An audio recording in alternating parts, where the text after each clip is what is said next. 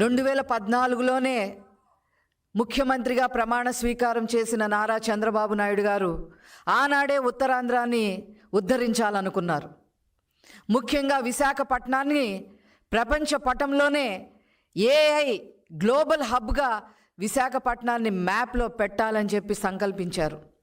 Vision 2047లో భాగంగా ఉత్తరాంధ్రాన్ని అన్ని రకాలుగా ముందుకు తీసుకెళ్ళాలి, అభివృద్ధి పదంలోకి తీసుకెళ్ళాలి అని చెప్పి ఆనాడే నారా చంద్రబాబు నాయుడు గారు సంకల్పించారు. ఆ రోజే గూగుల్ డేటా సెంటర్కి నాంది పడటం జరిగింది. అనేక రాయితీలు ఇవ్వటం జరిగింది. జీవో నెంబర్ 9, జీవో నెంబర్ 15 విడుదల చేయటం జరిగింది. యువత భవిష్యత్తు గురించి ఆలోచించి అనేక వేల ఉద్యోగాలు డేటా సెంటర్ వస్తే కనుక ఖచ్చితంగా వస్తాయి అని చెప్పి ఆనాడు నారా చంద్రబాబు నాయుడు గారు సంకల్పించడం జరిగింది. అనుకోకుండా 2019లో వైసీపీ ప్రభుత్వం ముందుకొచ్చింది. ఉత్తరాంధ్రాని సర్వనాశనం చేసింది. నారా చంద్రబాబు నాయుడు గారు తీసుకొచ్చిన డేటా సెంటర్ని, గూగుల్ డేటా సెంటర్ని కాల రాసేసింది. వైజాగ్ని గంజాయిగా ప్రదేశంగా మార్చేసింది.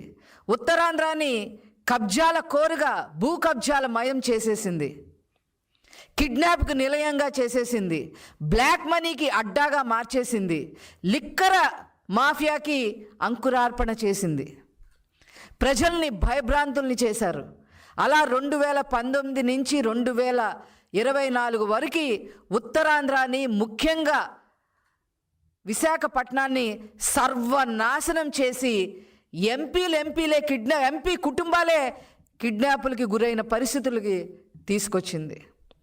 మళ్ళీ 2024లో ముఖ్యమంత్రి అయిన తర్వాత నారా చంద్రబాబు నాయుడు గారు మళ్ళీ ఉత్తరాంధ్ర బాట పట్టడం జరిగింది. ఉత్తరాంధ్రాని ఆర్థిక రాజధానిగా ఏమైనా సరే నిలబెట్టాలి అని చెప్పి సంకల్పించారు. విజన్ 2047లో భాగంగా ఖచ్చితంగా విశాఖపట్నాన్ని తయారు చేయాలి అని సంకల్పించి మరి గూగుల్ డేటా సెంటర్ని తీసుకురావాలని చెప్పి నిర్ణయించుకున్నారు. ఐటీ శాఖ అమాత్యులుగా నారా లోకేష్ గారు కఠోర శ్రమతో భయపడిన వాళ్ళని మళ్ళీ వాళ్ళకి ధైర్యం చెప్పి వైజాగ్కి ఈరోజు గూగుల్ డేటా సెంటర్ని తీసుకురావటంలో సక్సెస్ అయిన ఏకైక నాయకులు నారా లోకేష్ గారు. 600 ఎకరాలు భూమిని కేటాయించడానికి మరి ముందుకొచ్చారు. ఈజ్ ఆఫ్ డూయింగ్ బిజినెస్ని స్పీడ్ ఆఫ్ డూయింగ్ బిజినెస్గా మార్చటానికి అహర్నిశలు నారా చంద్రబాబు గారు, నారా లోకేష్ గారు కృషి చేశారు. దాని ఫలితమే రేపు నారా చంద్రబాబు గారి చేతుల మీదుగా, ఐటీ శాఖ అమాత్యులుగా నారా లోకేష్ గారి చేతుల మీదుగా గూగుల్ డేటా సెంటర్ శంకుస్థాపన జరగబోతుంది. రేపు ప్రపంచంలోనే ఇది లిఖించదగ్గ రోజుగా మారబోతా ఉంది. వేల ఉద్యోగాలు రాబోతా ఉన్నాయి. యువతకి ఒక భవిష్యత్తుని చూపించడానికి బాటలు వేయడం జరిగింది. ఒక 1 గిగావాట్ హబ్గా రేపు వైజాగ్లో గూగుల్ డేటా సెంటర్ రాబోతా ఉన్నాయి. సబ్మెరిన్లో మరి అండర్ కేబుల్స్ రాబోతా ఉన్నాయి. అమెరికా నుంచి ఆస్ట్రేలియా వరకు మొత్తం డేటా ఈరోజు విశాఖపట్నంలో ప్రవహించడానికి సన్నాహాలు చేసుకుంటా ఉంది. అంతేకాకుండా అక్కడ మరి క్లౌడ్ ఆపరేషన్ తెలిసిన వాళ్ళకి, ఏఐ తెలిసిన వాళ్ళకి, అదేవిధంగా మెషిన్ లెర్నింగ్ ఇంజనీరింగ్ తెలిసిన వారికి, డేటా సైంటిస్టులకి, సైబర్ సెక్యూరిటీ స్పెషలిస్టులకి, అదేవిధంగా నెట్వర్క్ టెక్నీషియన్లకి, ఫెసిలిటీ మేనేజ్మెంట్ తెలిసిన వారికి, అదేవిధంగా సర్వీసెస్ అందించే వాళ్ళకి, సర్వర్ మ్యానుఫ్యాక్చరింగ్ సర్వీసెస్ అందించే వారికి, కూలింగ్ టెక్నాలజీ సర్వీసెస్ తెలిసిన వాళ్ళకి, అట్లాగా ప్రత్యక్షంగా పరోక్షంగా దాదాపు 30,000 ఉద్యోగాలు రేపు యువతకి రాబోతా ఉన్నాయి. ఇది ఇలా ఉంటే ఈ గూగుల్ సెంటర్ రావడానికి వీలు లేదు అని చెప్పి ఈ వైసీపీ అరాచక పార్టీ, ఈ వైసీపీ దోపిడీ పార్టీ చనిపోయిన రైతుల పేరు మీద భూసేకరణ జరగటానికి వీల్లేదు అని చెప్పి కోర్టుల్లో పిటిషన్లు వేయటం జరిగింది. ఇది పర్యావరణానికి అడ్డుగా నిలుస్తుంది ఈ గూగుల్ డేటా సెంటర్ అని చెప్పి పిటిషన్లు వేయటం జరిగింది. అంతేకాకుండా రాయితీలు ఇవ్వటానికి వీలు లేదు అని చెప్పి మా ప్రభుత్వంపై విరుచుకుపడటం జరిగింది. కోర్టు మెట్లెక్కడం జరిగింది. ఒక దశలో గూగుల్ డేటా సెంటర్ని ఇదో పెద్ద గోడౌనా అని చెప్పి మాట్లాడటం కూడా జరిగింది. వీటన్నిటికీ చర్మగీతం పాడే విధంగా కోర్టు వాళ్ళకి అక్షంతులు వేయటం జరిగింది. చాలా తీవ్రంగా వాళ్ళని పరిగణించడం జరిగింది. కోర్టు చాలా తీవ్రంగా వాళ్ళకి మొట్టికాయలు వేయడం జరిగింది.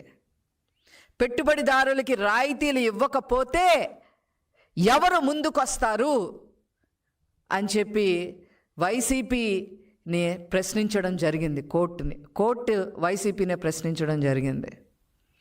ఇంకా ఏమీ చేసేది లేక ఇప్పుడు క్రెడిట్ చోరీకి పాల్పడుతూ ఇది ఎప్పుడో వచ్చింది, ఆ రోజే వచ్చింది, మేము ఆ రోజే చేశాము అని చెప్పి ఆ గుడివాడ అమర్నాథ్, ఆ కోడిగుడ్డు మంత్రి మాట్లాడటం మొదలుపెట్టాడు. రేపు శంకుస్థాపన అయిన తర్వాత కూడా ఖచ్చితంగా ప్రెస్ మీట్ పెట్టడం జరుగుతుంది. వాళ్ళు క్రెడిట్ చోరీకి బానిసల్లాగా మారడం జరిగింది. అది అందరికి కూడా తెలిసిన విషయమే. గుడివాడ అమర్నాథ్ని నేను సూటిగా ఒకటే ప్రశ్న అడుగుతున్నా, మీ హయాంలో ఒక్క పరిశ్రమలన్నా తీసుకొచ్చారా? చంద్రబాబు గారు తీసుకొచ్చిన పరిశ్రమల్ని మీరు వెళ్ళగొట్టిన మాట వాస్తవం కాదా? దాన్ని వైజాగ్ని గంజాయి అడ్డాగా మార్చడం వాస్తవం కాదా? నీ నాయకుడు అక్కడ ప్యాలెస్ 600 కోట్లు పెట్టి ప్యాలెస్ కట్టుకున్నాడు తప్ప అతను ఉండటానికి వైజాగ్ని ఏమన్నా చేశారా? ఈ వైసీపీ నాయకులంతా కూడా 22A కింద మరి భూములన్నీ కబ్జా చేసేసి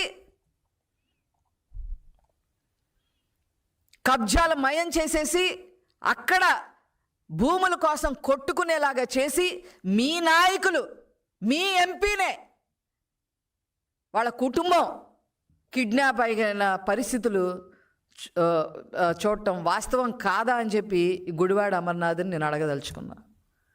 ఏదేమైనప్పటికీ కూడా రేపు ప్రపంచ పటంలో వైజాగ్ గూగుల్ మ్యాప్లో ఒక ఏఐ హబ్గా చేరబోతున్నందుకు నిజంగా ప్రజలందరూ కూడా చాలా ఆశాజనకంగా ఎదురు చూస్తూ ఉన్నారు. మీ పప్పులన్నీ కూడా ఉడికే పరిస్థితి ఏమీ కూడా లేదు. రేపు ఈ 30,000 ఉద్యోగాలే కాకుండా ఆ చుట్టుపక్కల కూడా అనేక సాఫ్ట్వేర్ కంపెనీలు రావటానికి ముందుకు వస్తూ ఉన్నారు. అవన్నీ కూడా ఖచ్చితంగా నారా లోకేష్ గారు ఐటీ శాఖ మచ్చులుగా అవన్నీ కూడా ట్యాప్ చేయడం జరుగుతుంది. ఖచ్చితంగా మొత్తం మీద ఉత్తరాంధ్రలో 5 లక్షల ఉద్యోగాలు ధ్యేయంగా నారా లోకేష్ గారు పనిచేయటం జరుగుతూ ఉంది. దీన్ని ఆపటం మీ తరం కాదు అని చెప్పి వైసీపీ నాయకులకి నేను చెప్తా ఉన్నా.